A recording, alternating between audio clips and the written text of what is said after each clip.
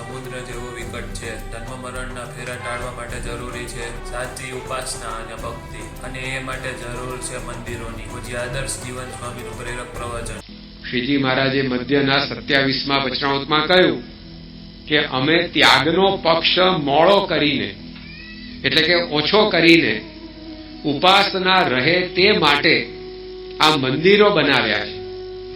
ત્યાગનો પક્ષ એટલે કે કંઈ આપણે પ્રવૃત્તિ આ દેહ કરી કરવી નહીં અને જંગલમાં જઈને, વનવગડામાં જઈને, પર્વતની ગુફાઓમાં જઈને કે કોઈ પર્ણકુટીઓમાં બેસીને ભગવાનની ભક્તિ ભજન બધું કર્યા કરવું, તો એ પણ એક માર્ગ છે ભગવાન ભજવાનો.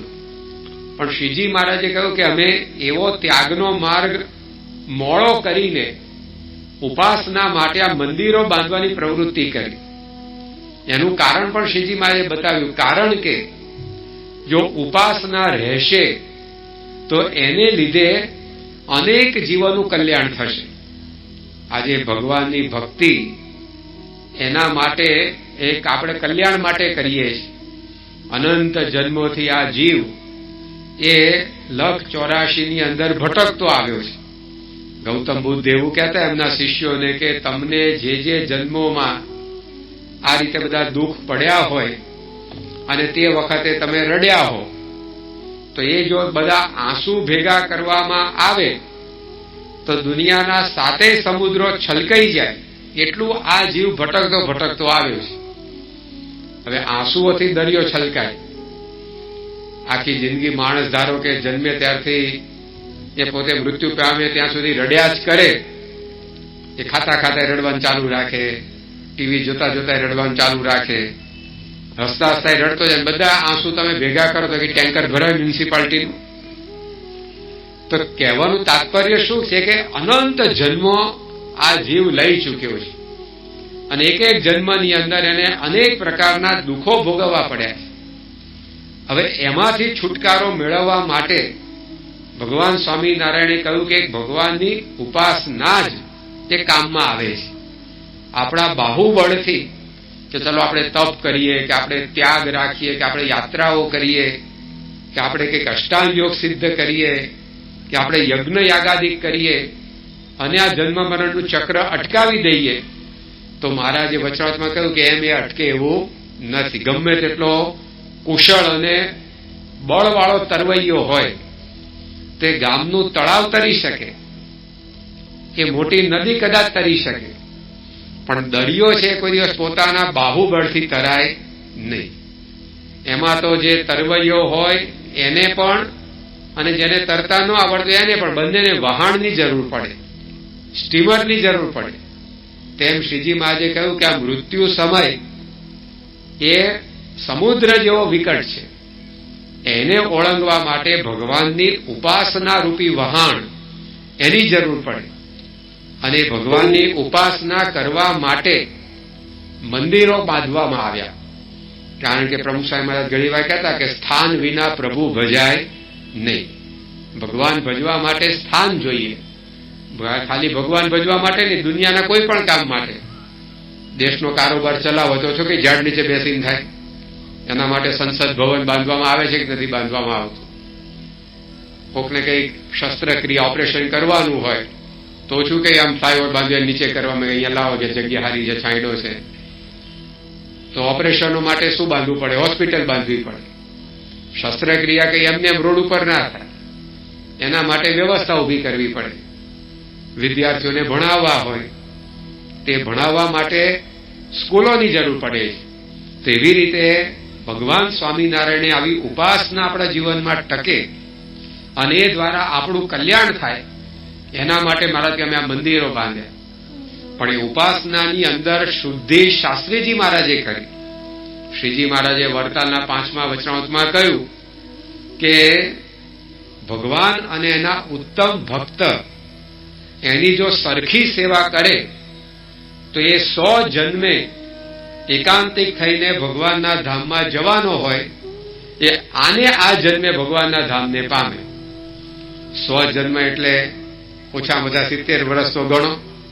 સેન્ચુરી તો કળિયુગમાં લખી છે, કળિયુગમાં 100 વર્ષની આવરદા, પણ એ તો હવે કોઈ માર એવું લાગતું નથી બહુ, કારણ કે ભેળસેળનો જમાનો આવી ગયો, આતંકવાદનો જમાનો આવી ગયો, અકસ્માતનો જમાનો આવી ગયો. માણસ ક્યારે ઉપડી જાય કે નક્કી નહીં, પણ તો 70 વર્ષનું સરેરાશ આવરદા ગણીએ તો 100 જન્મે એટલે કેટલું થયું? 7000 વર્ષ. અને 7000 વર્ષમાં પાછો માણસ હખણો રહેતો 7000, પછી એમાં કંઈક આડું કરે બીજા 2 જન્મ વધારતો જાય પછી એક જન્મમાં.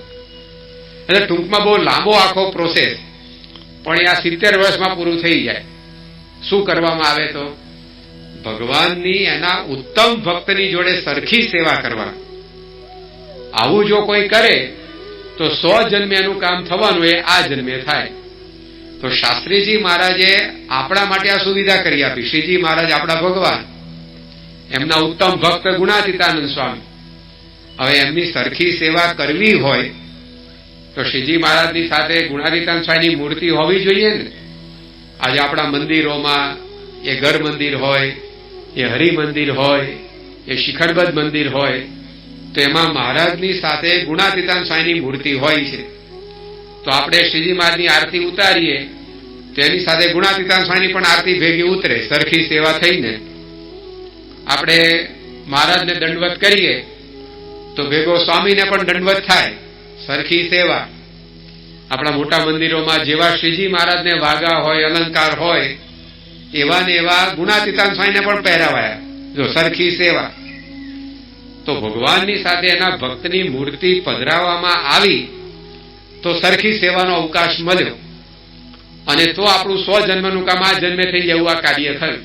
તો શાસ્ત્રીજી મહારાજે મંદિરોની અંદર મુખ્ય મધ્ય મંદિરમાં ભગવાન સ્વામિનારાયણની સાથે અક્ષર બ્રહ્મ એવા ગુણાતીતાનંદ સ્વામીને પધરાવવાની શરૂઆત કરી, જે ભગવાન સ્વામિનારાયણનો સિદ્ધાંત હતો.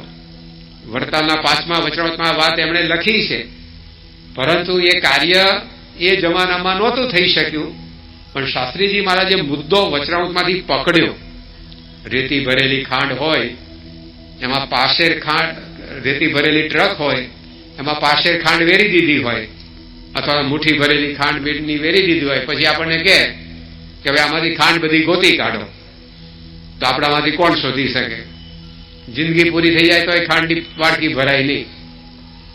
પરંતુ કીડી હોય, એ કીડી છે ને ટ્રક ભરેલી રેતીમાં મુઠ્ઠી ભરેલી ખાંડ હોય તો એને જુદી પાડ દે ના પાડ દે.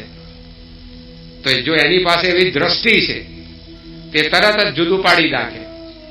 પાણી અને દૂધ બે ભેગું થઈ ગયું હોય, પછી આપણને કહે કે આમાંથી હવે દૂધ નોખું પાડો, પાણી નોખું પાડો, તો આપણે એ ન કરી શકીએ. પણ હંસ છે એ દૂધ અને પાણી, નીર અને ક્ષીર એને જુદા કરી નાખે.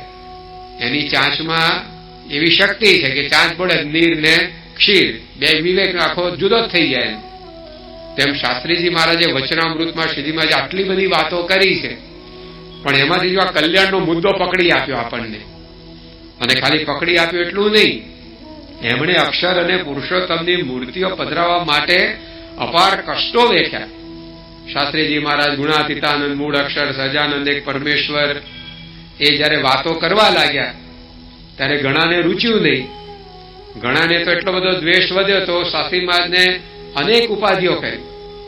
એ જોઈને વડતાલના એક કોઠારી હતા ગોરધનભાઈ, મૂળ ઠાસરા ગામના વણી, અને હતા ગૃહસ્થ, છતાં પણ એ પોતે પોતાનું બધું જ ઘર બાર, વાડી વજીફા, સંપત્તિ એ મંદિરમાં સમર્પણ કરી પોતે પણ સેવાની અંદર આવી ગયા. અને એટલા બાહોશ કોઠારી હતા કે 4 આચાર્યો એમનો સમય પૂરો થયો ને બદલાયા, પરંતુ કોઠારી તરીકે, વહીવટદાર તરીકે આ ગોરધનદાસ કોઠારી એક ના એક રહ્યા. 4 ચીફ મિનિસ્ટર બદલાય ને ચીફ સેક્રેટરી એક જ રહે, તો એ સેક્રેટરીની ક્ષમતા કેવી હોય, કેવો બધાનો વિશ્વાસ મેળવ્યો હોય, એની કુશળતા કેવી હોય. તો આ ગોરધનદાસ કોઠારી આવા હતા, અને એમને શાસ્ત્રીજી મહારાજ વિશે અત્યંત પ્રેમ. જેમ દશરથ રાજાને રામચંદ્રજી વિશે ભાવ, એવો આ ગોરધનદાસ કોઠારીને શાસ્ત્રીજી મહારાજ વિશે ભાવ. વડતાલ સંસ્થામાં એ સમયે 2000 જેટલા સંતો હતા. તો એ બધા જ આ કોઠારી ગોરધનદાસને દંડવત કરી પોતાનો આદર વ્યક્ત કરે. હતા ગૃહસ્થ ગોરધનભાઈ, પણ એમનું જીવન એવું પવિત્ર, એમનો વ્યવહાર એવો સ્વચ્છ પારદર્શક, તો સંતો પણ એમને દંડવત પ્રણામ કરે. તો એ પરંપરામાં શાસ્ત્રીજી મહારાજ પણ જયારે એમને દંડવત કરવા જાય ત્યારે ગોરધનદાસ કોઠારી એમને રોકે કે બીજા બધા ભલે મને દંડવત કરે પણ તારે મને દંડવત ન કરવા, કારણ કે તું જો મને દંડવત કર તો હું પાપમાં પડું, એવું તમારું જીવન છે. તો આવું શાસ્ત્રીજી મહારાજ વિશે એમને માન. પણ શાસ્ત્રીજી મહારાજને બધી ઉપાધિ થતી જોઈ એટલે એમનું હૃદય દ્રવી ઉઠ્યું અને એમણે શાસ્ત્રી મહારાજને એકવાર પોતાની ઓફિસમાં બોલાવીને વાત કરી કે તમારી આ જે અક્ષર પુરુષોત્તમની વાત સાચી છે, એની ના નહીં, પણ એ વાત કરવામાં તમને આટલું બધું વિઘ્ન આવે છે, ઉપાધિઓ આવે છે, તે વાત આપણે ન કરવી. કાનમાં કુંડળ પહેરીએ તો કુંડળથી શોભા વધે, પણ કુંડળ એટલા તો વજનદાર ન હોવા જોઈએ કે કાન હેઠો પાડ દે, ને તો હાવ શોભા જતી રહે. એટલે ગોરધનદાસ કોઠારી આ દ્રષ્ટાંત આપ્યું કે એવા કુંડળ શું કરવા પહેરવા કે જે આપણો કાન તોડી નાખે.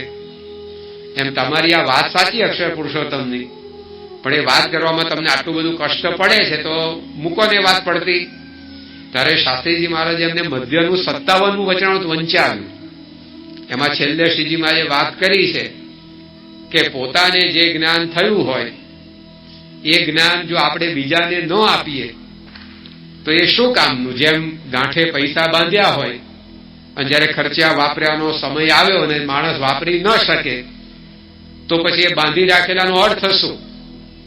જેમ પાસે હથિયાર હોય અને જ્યારે કંઈક એવો પ્રસંગ ઉભો થયો અને પોતાની રક્ષા માટે એ હથિયારને માણસ વાપરી ન શકે તો પછી એ હથિયાર રાખવાનો કોઈ અર્થ નથી.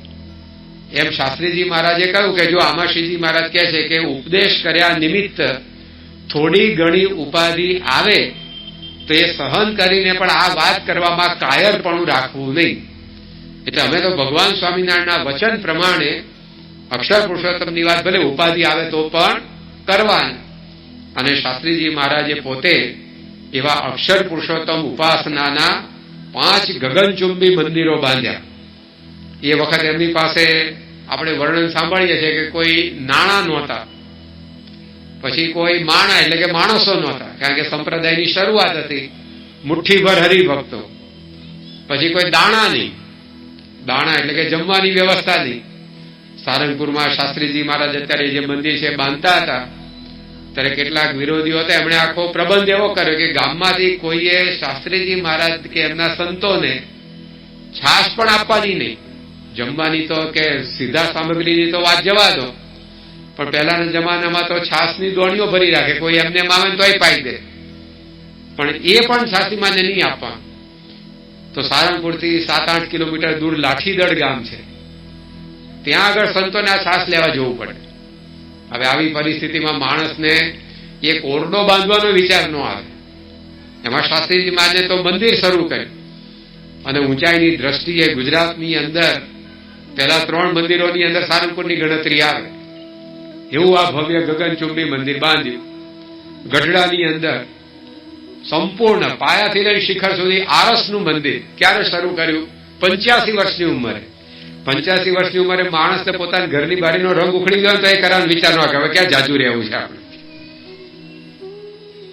તો શાસ્ત્રીજી મહારાજ પોતાના માટે મંદિર નહોતા બાંધતા, આપણા કલ્યાણ માટે મંદિર બાંધતા હતા. એટલે 85 વર્ષે આવું મંદિર બાંધવાનો વિચાર આવે. 85 વર્ષે માણસને કઈ નવું કરવાનો વિચાર ના આવે, જે છે ને એને મેન્ટેન કરો તો સારું કે એટલું એને લાગે. પણ શાસ્ત્રીમાંથી કઈ મંદિરો બાંધે પોતાના માટે નહોતું.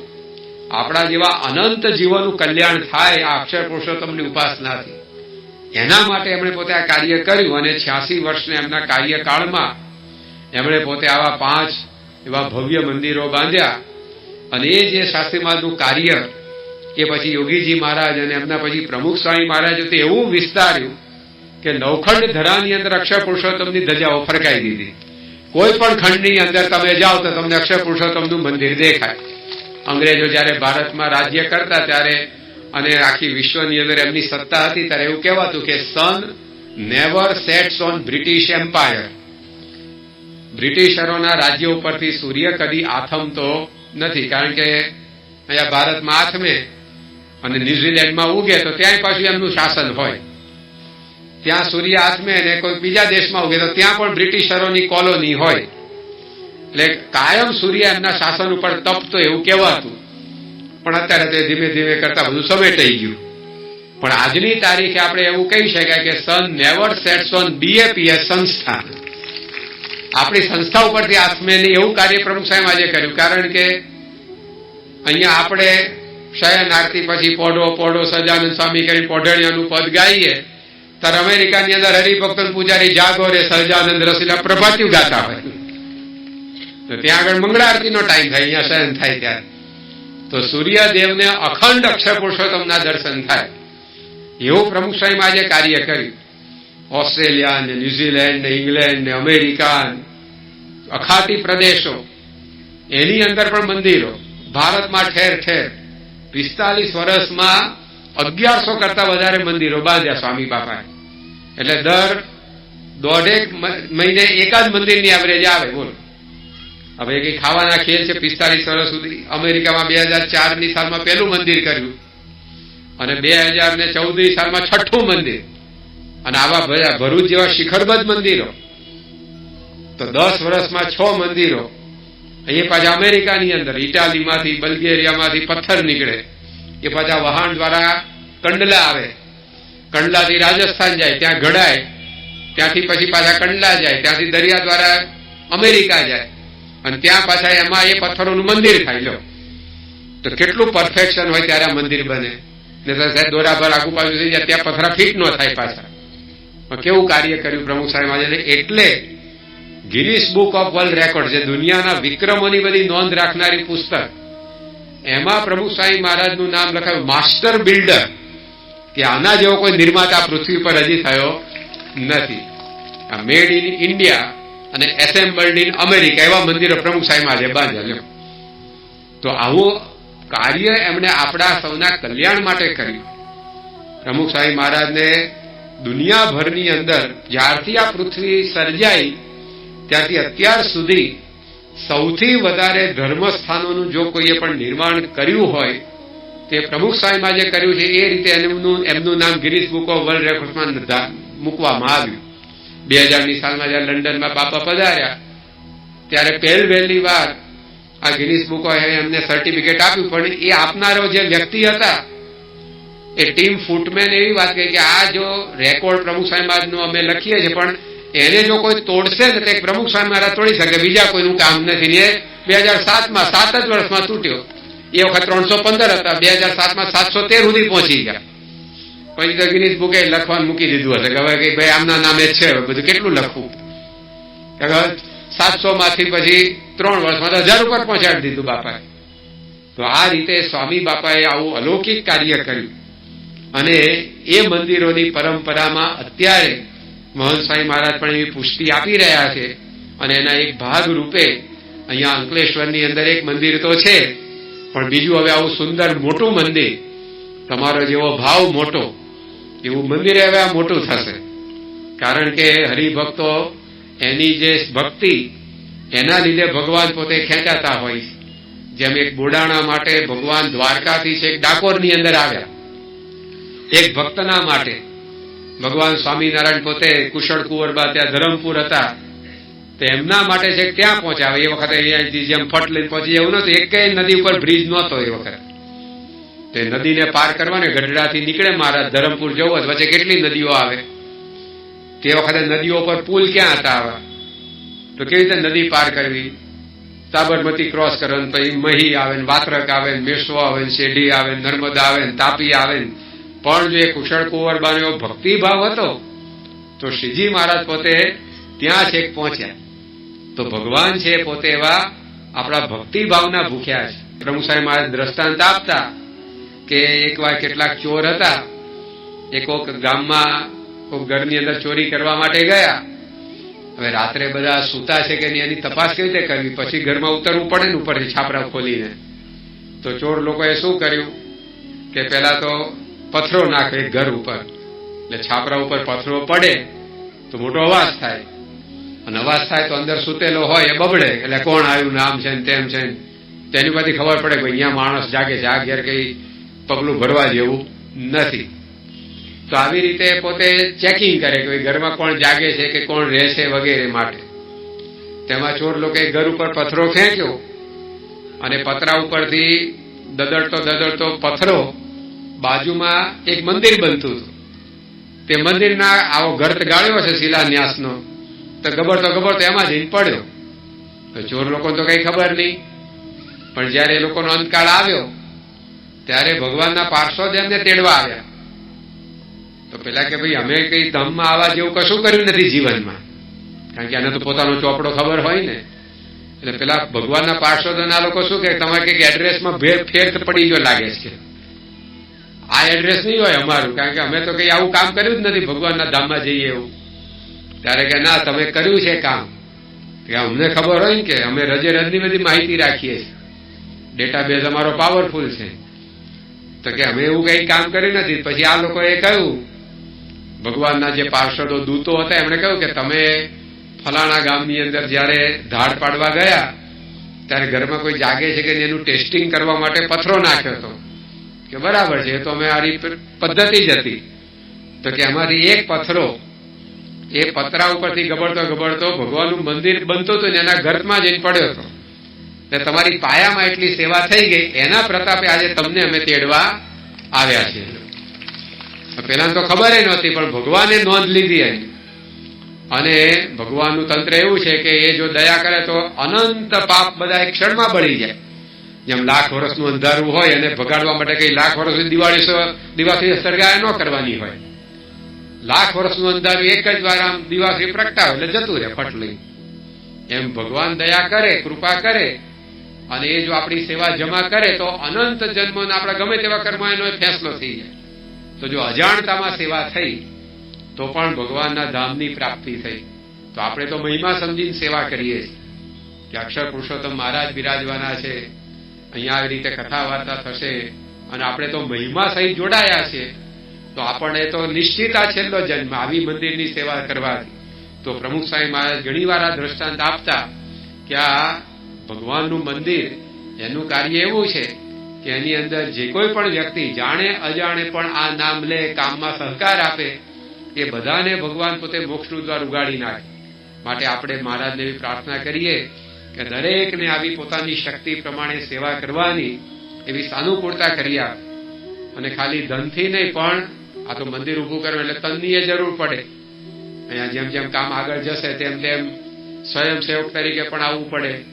તો આપણા શરીરે બધાના સારા રહે કે ગમે તેવી સેવા આવે તો આપણે કરી શકીએ. ધનની પણ એવી મહારાજ અનુકૂળતા કરી આપે. તો આવું એક અદભુત કાર્ય આજે આપણા આંગણે આપણે કરી રહ્યા છીએ, ને એમાં તમારા બધાને એવો સહકાર છે, ભક્તિ છે, અને બાપાના શતાબ્દી વર્ષે એનો પ્રારંભ થઈ ગયો છે. એટલે કાયમ માટે આપણને સ્મૃતિ રહેશે કે ભાઈ આ મંદિરની શરૂઆત ક્યારે થઈ હતી, કે પ્રમુખ સાહેબ મહારાજની શતાબ્દીથી શરૂ થયેલી. તો આવી એક સુંદર સુયોગ, આ તો ભગવાન કહે છે ને સ્વામી વાતમાં કે ભાગ્યશાળીને ભૂત રડે. જે ભાગ્યશાળી હોય એને બધું સાનુકૂળ થઈ જાય. તો આપણે એવા ભાગ્યશાળી છે કે આવો સુંદર સમયનો સુયોગ, મુહૂર્તનો સુયોગ આ રીતે મહંત સ્વામી મહારાજે પોતે એમના સ્વહસ્તે ઈંટોનું પૂજન કરીને અહીંયા આપણને મોકલી છે. એટલે એમની પણ અહીંયા હાજરી કહેવાય. આ જમીન ઉપર વળી પાસે પોતે પ્રત્યક્ષ પધારી ચૂક્યા છે. એટલે આ પૃથ્વી એવી સનાથ છે. આ જમીન ઉપર મહંત સ્વામી મહારાજની એવી દ્રષ્ટિ પડી છે, અને એની ઉપર આ મંદિર થાય. જેમને તો દ્રષ્ટિ કરી હશે ત્યાંથી ખબર પડી હશે કે અહીંયા ઘર થવાનું આ તારીખે શિલાન્યાસના 5 દિવસે નક્કી છે, પ્રતિષ્ઠાની તારીખે એમને જ નક્કી હશે. પણ આપણને આ તો શું સેવા આપે છે. પ્રમુખ સ્વામી મહારાજની જયારે સુવર્ણ તુલા થઈ 1985માં લંડનમાં, આવું ભવ્ય સન્માન. પણ એ વખતે પ્રમુખ સ્વામી મહારાજ બોલ્યા હતા કે આજના પ્રસંગે હું શ્રીજી મહારાજ, શાસ્ત્રીજી મહારાજ, યોગી બાપાનો આભાર માનું છું કે એમણે મને આ સેવા કરવાની તક આપી છે. કારણ કે ભગવાન આગળ તો હજારો માણસો હાથ જોડીને ઉભા હોય કે અમને કામ આપો. તો એમની આગળ માણસોનો તોટો નથી, પણ મને આ સેવા આપી તો એમની મારી ઉપર આ કૃપા છે. જો બાપા આવું સમજતા કે ભગવાનને ત્યાં આગળ કશી ખોટ નથી, પણ આપણને પોતે આવા નિમિત્ત બનાવે છે. સારંગપુરમાં જયારે શાસ્ત્રીજી મહારાજ મંદિર બાંધવાની શરૂઆત કરી તો આપણે કહ્યું એમ બહુ કઠણ કાળ હતો. માણસ મળે નહીં, પથરા મળે નહીં, પૈસા મળે નહીં, ખાવાનું મળે નહીં. એમાં આણંદના એક મોતીભાઈ હતા, એમને મનની અંદર વિચાર થાય કે આમાં શાસ્ત્રી મહારાજ મંદિર બાંધવાની શરૂઆત કરે છે, પણ આ કેમનું મંદિર થશે. એ મંદિરની જયારે લખણી કરી સેવાનો ફાળો નોંધાવવાની, તો છગનભાઈ હતા લીંબડીના, એમણે 35 રૂપિયાની સેવા લખાવી હતી. હવે 35 રૂપિયાથી ખરડો શરૂ થયો હોય તો આગળ પછી 350 ને 3500 ન થાય, 35 ના 25 થાય, 15 થાય, કારણ કે મોવડી પહેલા આવ્યા હોય. હવે 35 રૂપિયામાં શિખરબંધ મંદિર થતું હશે કોઈ દાડો? એટલે બધા મોતીભાઈને બહુ વિચાર આવે. પણ શાસ્ત્રીજી મહારાજની સાથે એકવાર એ ઉતાવળી નદીએ નાહવા જતા હશે અને શાસ્ત્રી મહારાજે કહ્યું કે મોતીભાઈ જુઓ આ મંદિર. અને આમ શાસ્ત્રી મહારાજ જ્યાં ઊંચો કર્યો તો અત્યારે સારંગપુરનું જે મંદિર છે એમાં 13 મૂર્તિઓ છે. પહેલી મૂળજી બ્રહ્મચારી, પછી હરિકૃષ્ણ મહારાજ, પછી ગોપીનાથ દેવ, પછી રાધાજી, પછી સુખશૈયા, પછી ધામધામી મુક્ત ઘનશ્યામ મહારાજ, 13 મૂર્તિઓ સહિતનું આખું મંદિર સોનાથી ઝળહળતું એ બધાયું. અને એ જોતા જોતા મોતીભાઈ કીર્તન બનાવ્યું. આપણી કીર્તનાવલીનું પુસ્તક જે છે એમાં પણ એ કીર્તન છપાયું છે, શ્રી સારંગપુરની શોભા સજી અતિ સારી. તો એ મંદિર જોતા જોતા મોતીભાઈ કીર્તન બનાવી નાખ્યું. અને જેવું કીર્તન લખાણ પડ્યું છે મંદિર અલોપ થઈ ગયું. તો પેલા મોતી કાકાએ કહ્યું કે શાસ્ત્રી મહારાજ આ રાખવું જોઈએ ને તમારું મંદિર. શાસ્ત્રી મહારાજ કે હું ધારું ને તો આમ પૃથ્વીના પેટાળમાં આ રીતે મંદિરો બનાવી દઉં, પણ તમારી સેવા લઈને મારે આ બધા મંદિરો કરવા છે, એને કરીને તમારું કલ્યાણ થાય.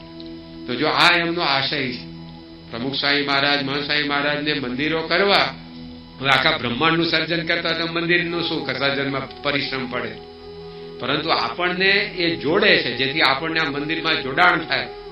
આ મંદિર મારું છે, મેં એમાં સેવા કરી છે એવું કાયમ આપણને સ્મૃતિ રહે, અને એ સ્મૃતિથી આપણું કલ્યાણ થઈ જાય.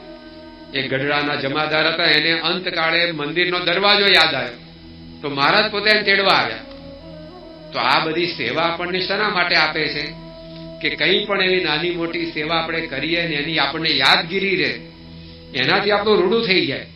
એકવાર શાસ્ત્રી મારા સારંગપુરમાં જતા અને મંદિરની પાછળ મોટું થડ પડેલું, એવું વજનદાર થડ કે 25 જણા ભેગા થાય ને ત્યારે તો હલે, અને 50-60 જણા ભેગા થાય ને ત્યારે એને ખસેડી શકાય. શાસ્ત્રી મહારાજ એક મોજીદડ ગામના માધાભાઈ તમને કહ્યું કે માધાભા આ વચ્ચોવચ પડ્યું છે, નડે છે, એને તમે ખસેડીને બાજુ મૂકી દો. આ લોકો નરવા ફરવામાં મોટું થડ વચ્ચે આવીને પડ્યું છે તો અનુકૂળતા નથી આવતી, તમે ખસેડ નાખો. પેલા તો સ્વામી આમે જોઈ રહ્યા. શાસ્ત્રી કે હું જુઓ છો મારી સામે? કે સ્વામી આને ખસેડવાની તમે વાત કરો છો, પણ આને ખાલી ત્યાં હલાવવું તો 25 જણ જોઈએ એવું છે, અને ખસેડવા માટે બીજા 25 ઉમેરવા પડે, અને હું એકલો કેવી રીતે લઈ જઈ શકું?